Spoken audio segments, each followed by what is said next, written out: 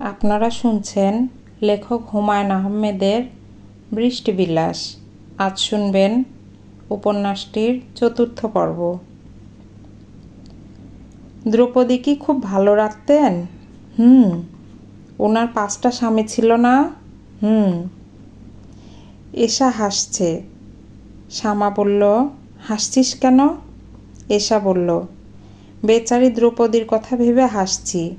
সে কি বিপদেই না ছিল। 5টা স্বামীকে ভুলিয়ে ভালিয়ে রাখা তো সহজ কথা না। একটা স্বামীকেই ভুলানো যায় না, আর 5টা স্বামী।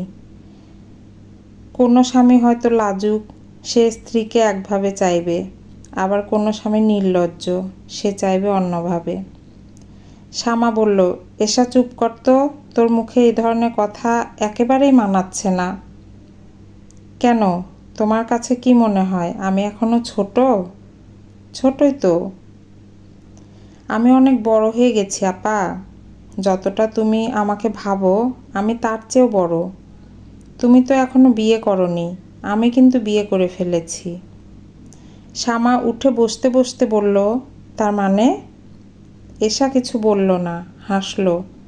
অন্ধকারে তার হাসি শোনা গেল। শ্যামা বলল, এই তুই কি ঠাট্টা করছিস?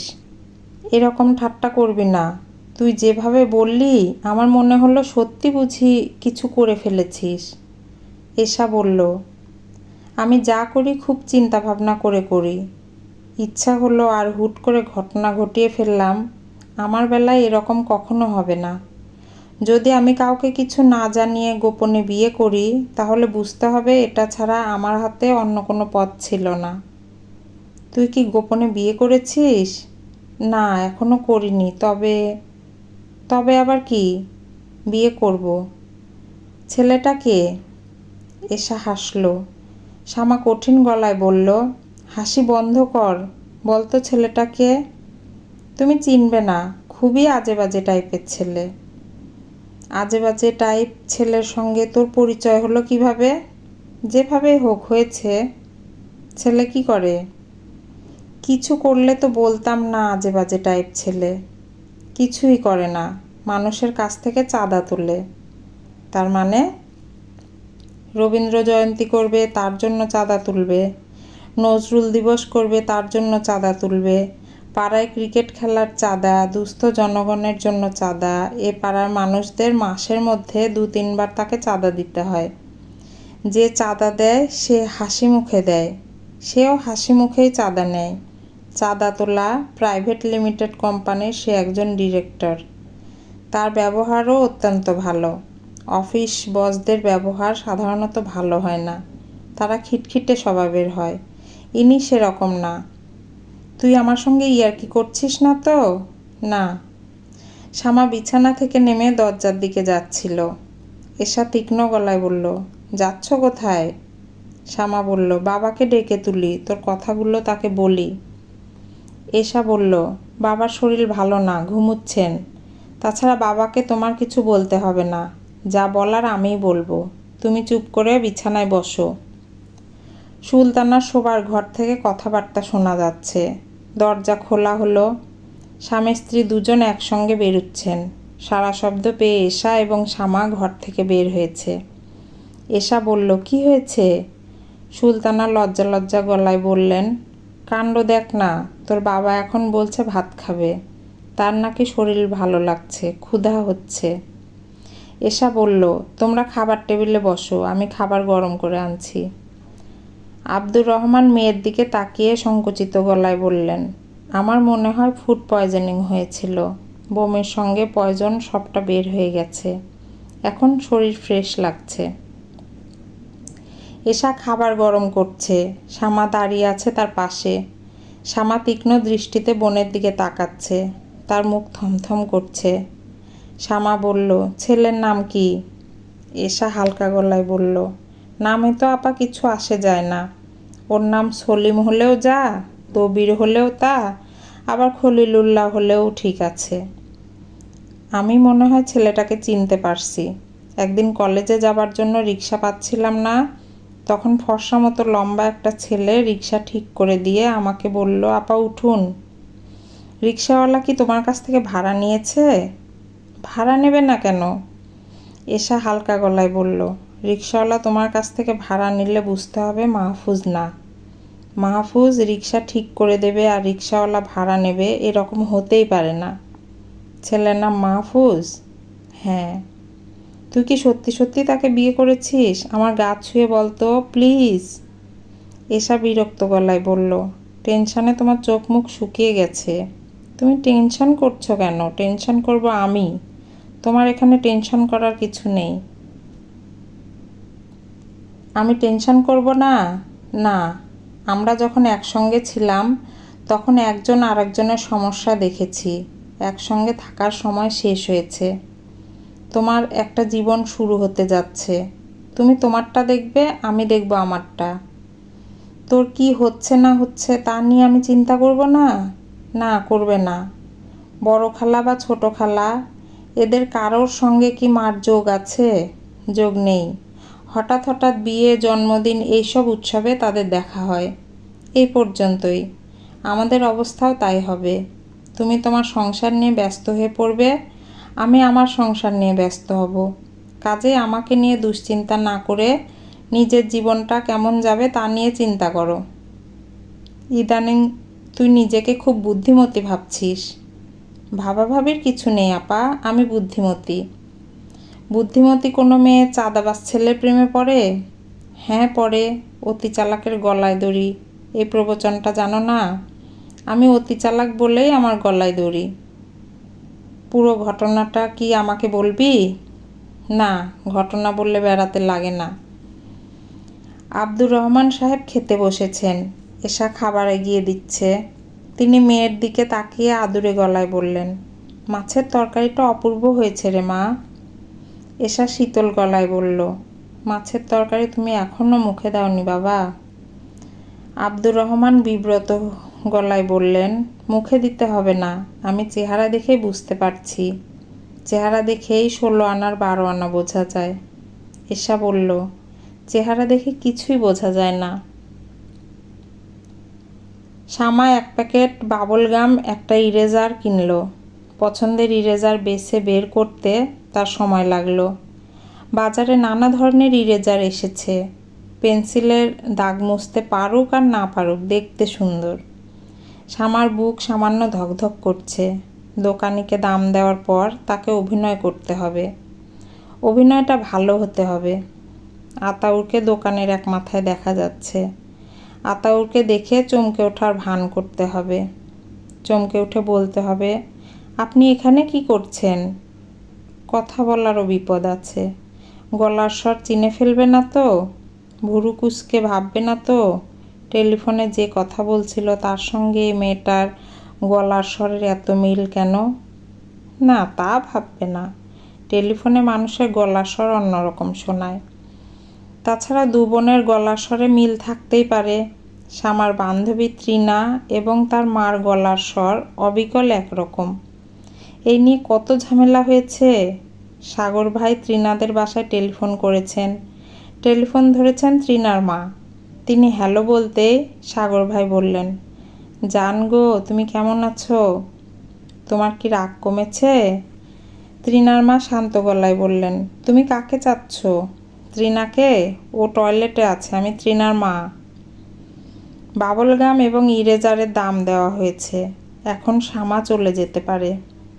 একটা ব্যাপারে সে মন ঠিক করতে পারছে না। আতাউরকে দেখতে পায়নি এমন ভান করে সে কি বের হয়ে যাবে, নাকি হঠাৎ দেখতে পেয়ে অবাক হবে? দেখতে না পাওয়ার অভিনয়টাই সহজ হবে। মাথা নিচু করে দোকান থেকে বের হয়ে যাওয়া, এর একটা সমস্যা আছে। আতাউর যেমন লাজুক, সে হয়তো চোখই তুলবে না, নিচ থেকে এগিয়ে এসে কিছু বলবে না। চিন্তা করার জন্য আরেকটু সময় দরকার। আরও কিছু কিনলে হয়। দাম 20 টাকার মধ্যে হতে হবে। তার সঙ্গে আছে 30 টাকা। এই 30 টাকা থেকে রিক্সা ভাড়াও দিতে হবে। শামা একটা নেল পলিশ রিমুভার কিনল। বোতলের মুখ খুলে নিজের নখে খানিকটা লাগালো। এই কাজগুলো করতে গিয়ে সময় পাওয়া যাচ্ছে। মিস্টার খাতাউরকে লক্ষ্য করতে পারছে। খুবই বিপজ্জনক পরিস্থিতি। দুজন দুজনকে আর চোখে লক্ষ্য করতে করতে একসময় চোখাচোখি হয়ে যাবে। তখন শ্যামাকে কিছু বলতেই হবে। শ্যামার প্রথম কথাটা কি হবে? আরে আপনি? নাকি সে বিনীত ভঙ্গিতে সালাম দেবে? সালামটা তো মনে হয় দেওয়া উচিত। শ্যামা, তুমি এখানে? শ্যামা এতই চমকে গেল যে তার হাতে লেগে নেল পলিশ রিমুভার বোতল টেবিলে কাত হয়ে পড়ে গেল। শ্যামা বোতল তুলতে তুলতে বলল, আসসালামু আলাইকুম। তুমি কি আমাকে চিনতে পারছো? জি। এক প্যাকেট সিগারেট কিনতে দোকানে ঢুকেছিলাম, হঠাৎ দেখি তুমি। শ্যামা মনে মনে বলল, খাতাউর সাহেব, আপনি তো মিথ্যা খুব ভালোই বলছেন। বেছে বেছে শার্টটাও সুন্দর পরেছেন। কেউ নিশ্চয় বলেছে এই শার্টে আপনাকে ভালো মানায়। ওই দিন আপনার চেহারা ভালো মতো দেখতে পাইনি, আজ দেখতে পাচ্ছি। চেহারা খারাপ না, থুতনিতে কাটা দাগ কেন? ছোটবেলায় পড়ে গিয়ে ব্যথা পেয়েছিলেন? কিভাবে ব্যথা পেলেন সেই গল্পটা কি একসময় শুনবো? কি জন্য শুনবো জানতে চান? শুনবো কারণ আপনি গল্প কেমন বলতে পারেন সেটা জানার জন্য। বেশিরভাগ মানুষই গল্প বলতে পারে না। যেমন আমার বাবা। বাবা যেহেতু আপনাকে পছন্দ করেন, কাজেই ধরে নিতে পারি আপনিও বাবার মতো গল্প বলতে পারেন না। শ্যামা দোকান থেকে বের হলো। তার পেছনে পেছনে বের হলো আতাউর। শ্যামা বলল, আজ আপনার অফিস নেই? আতাউর বলল, অফিস আছে, আমি ছুটি নিয়েছি। ছুটি নিয়েছেন কেন? শরীরটা ভালো না, ভাবলাম ঘরে শুয়ে থেকে বিশ্রাম করব। কই, আপনি তো ঘরে শুয়ে নেই, দোকানে দোকানে ঘুরছেন। আতাউর বিব্রত ভঙ্গিতে কাশল। শ্যামা বলল, আপনি সিগারেট ধরাচ্ছেন না তো? সিগারেট ধরান। আতাউর বলল, আমি সিগারেট খাই না। একটু আগে যে বললেন সিগারেট কেনার জন্য দোকানে ঢুকেছেন। আমার জন্য না, আমার বোনের হাজবেন্ডের জন্য।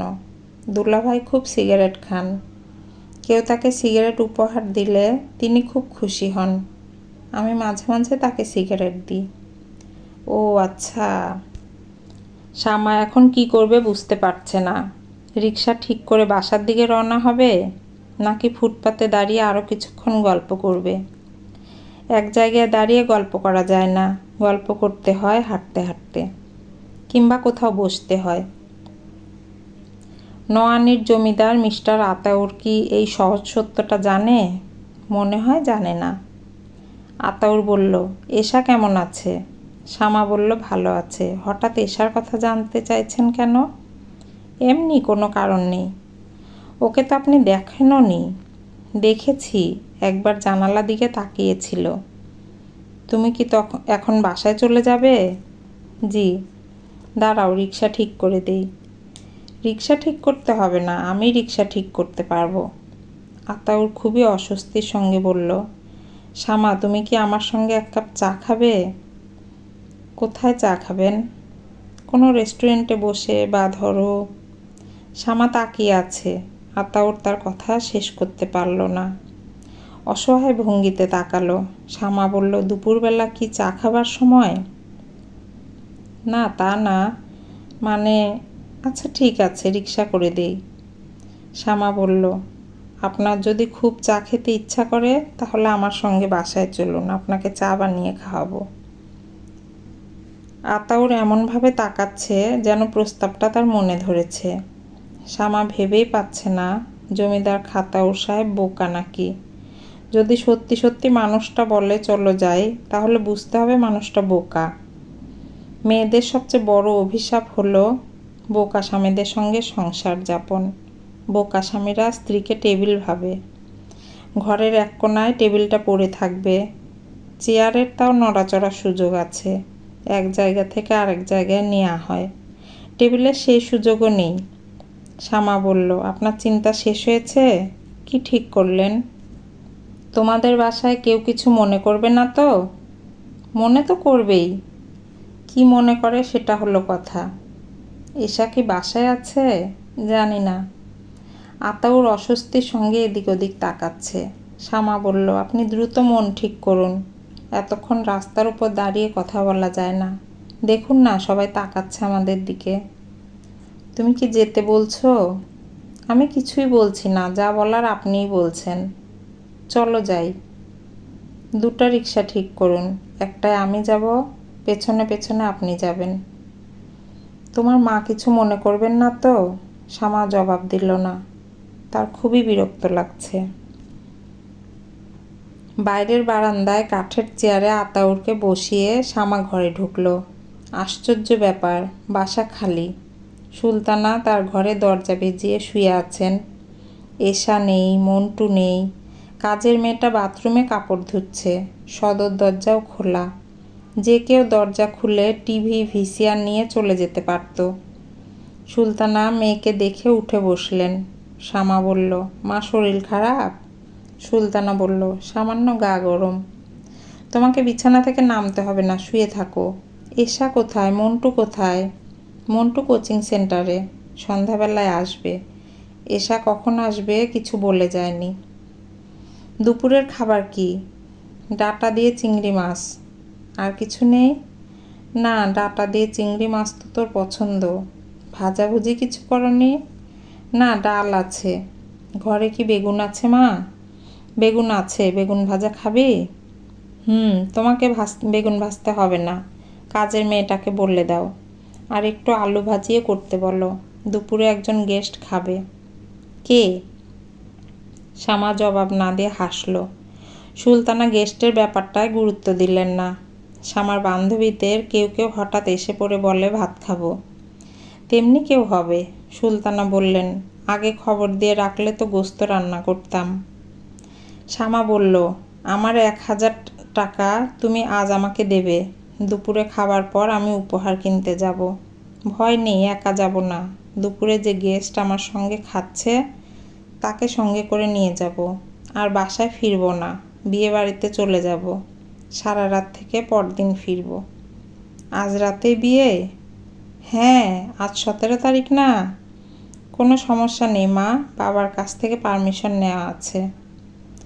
উপহার কিনেই বিয়ে বাড়িতে যাবার কোনো দরকার নেই। বাসায় ফিরবি, তোর বাবাকে বলে তারপর যাবি। তোর বাবা তোকে পৌঁছে দিয়ে আসবে। আমাকে বাসায় ফিরতেই হবে? অবশ্যই। তোর বাবার সঙ্গে দেখা না করে গেলে সে কি হইচইটা করবে বুঝতে পারছিস না। বিয়ে বাড়িতে উপস্থিত হবে। তুই তোর বাবাকে চিনিস না? আমার ধারণা বিকালে না ফিরলে বাবা খুশি হবেন। যাই হোক মা, তুমি কাজের মেয়েটাকে ইনস্ট্রাকশন দিয়ে দাও। দেখি তোমার জ্বরের অবস্থা। জ্বর আছে? তুমি শুয়ে থাকো, বিছানা থেকে নামবে না। আতাউর চুপচাপ বারান্দায় বসে আছে। এ বাড়িতে হঠাৎ এসে সে যতটা অস্বস্তি বোধ করবে ভেবেছিল ততটা অস্বস্তি বোধ করছে না, বরং ভালো লাগছে। এ বাড়ির বারান্দাটা সুন্দর। বাড়ির সামনে অনেক গাছপালা থাকায় রাস্তা থেকে কিছু দেখা যায় না। সে বসে আছে বাইরের বারান্দায়, অথচ তার কাছে মনে হচ্ছে সে বাড়ির ভেতরেই বসে আছে। তাকে কেউ দেখতে পাচ্ছে না, সে সবাইকে দেখছে। শ্যামা বারান্দায় এসে দাঁড়ালো। আতাউর সঙ্গে সঙ্গে চেয়ার ছেড়ে উঠে দাঁড়ালো। শ্যামা বলল, আমাকে দেখে উঠে দাঁড়ালেন কেন? আতাউর বলল, বুঝতে পারছি না কেন, মনে হয় অভ্যাস বলে। শ্যামা বলল, এখন প্রায় 2টো বাজে, চা না খেলে হয় না? হয়, আমার চায়ের তেমন অভ্যাস নেই। 1 গ্লাস ঠান্ডা পানি দাও। আমাদের বাসায় ফ্রিজ নেই, বাড়িওয়ালা চাচার বাসায় আছে। আমি ঠান্ডা পানি এনে দিচ্ছি, আপনি খেয়ে চুপচাপ আধা ঘন্টার মতো বসে থাকতে পারবেন? হ্যাঁ পারবো। শোনো, ঠান্ডা পানি লাগবে না, নর্মাল পানি দিলেই হবে। আপনি আধ ঘন্টা বসে থাকবেন, আধ ঘন্টার মধ্যে আমি গোসল সারব। তারপর আপনি আমার সঙ্গে ভাত খাবেন। না না, ভাত খাবার দরকার নেই। দুপুরবেলা আপনি এসেছেন আর আমি আপনাকে ভাত না খাইয়ে ছেড়ে দেব? অসম্ভব। আপনি আমার সঙ্গে ভাত খাবেন, তারপর আমি আপনাকে নিয়ে বের হব। কোথায় যাবে? আমার এক বান্ধবীর আজ বিয়ে, তার জন্য গিফট কিনব। আপনি সঙ্গে থাকবেন। তারপর আপনি আমাকে ওই বান্ধবীর বাসায় পৌঁছে দেবেন। বান্ধবীর বাড়ি উত্তরায়। পারবেন না? পারবো। আমার কাণ্ড কারখানা কি আপনার কাছে খুব অস্বাভাবিক লাগছে? না? মা এখনো জানে না যে আপনি এসেছেন।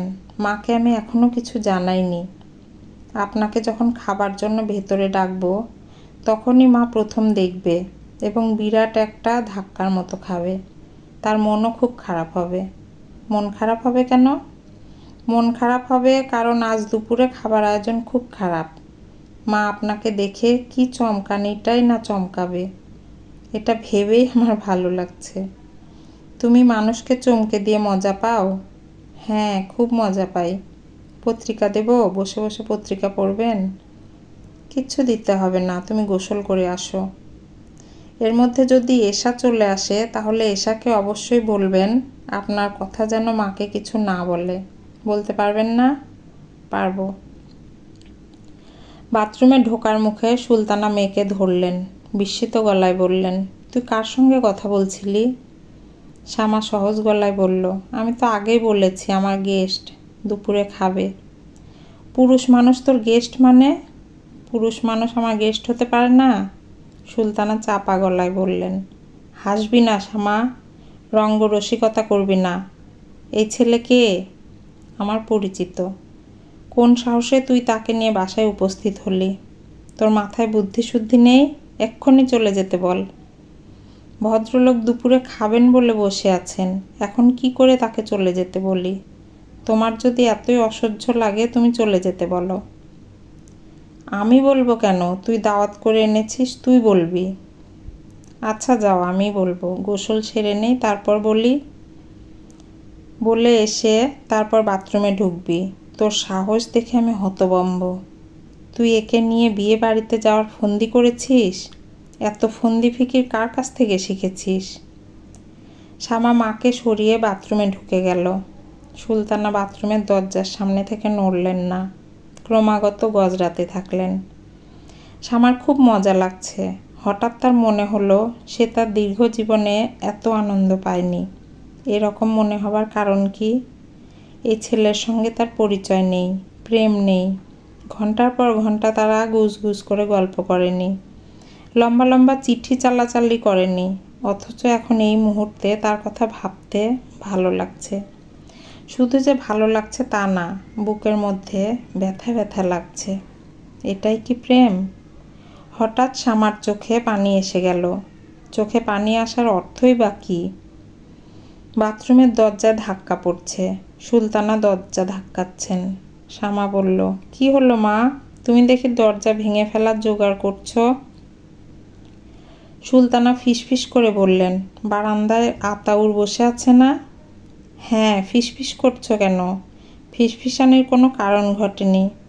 তুই এই নাটকটা কেন করলি? কেন আমাকে বললি না আতাউর এসেছে?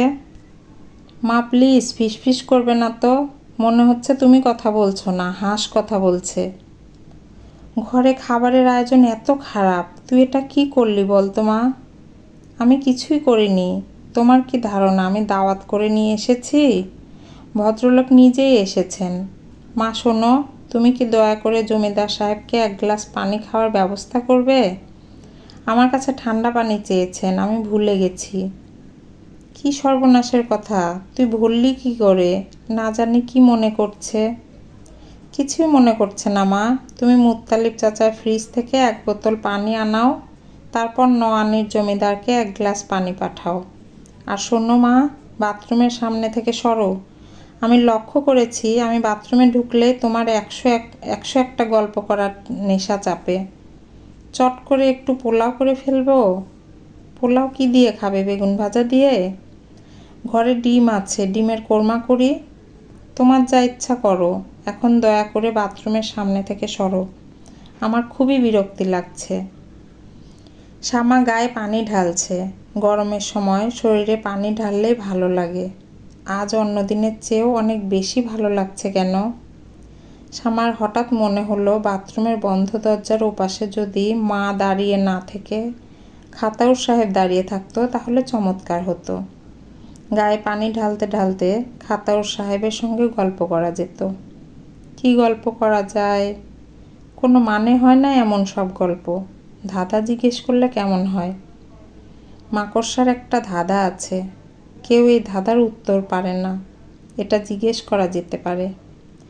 শ্যামা মাথায় পানি ঢালতে ঢালতে বলবে, আচ্ছা আপনি নিশ্চয় জানেন মাকড়সা জাল বানায়, বানায় না? আতাউর সাহেব বলবে, হ্যাঁ জানি। সেই জালে অন্যান্য পোকা আটকায়, মাকড়সা সেগুলো খায়, এটা জানেন তো? হ্যাঁ জানি। আচ্ছা তাহলে বলুন, মাকড়সা তো পোকাই, সে কেন নিজের জালে আটকায় না?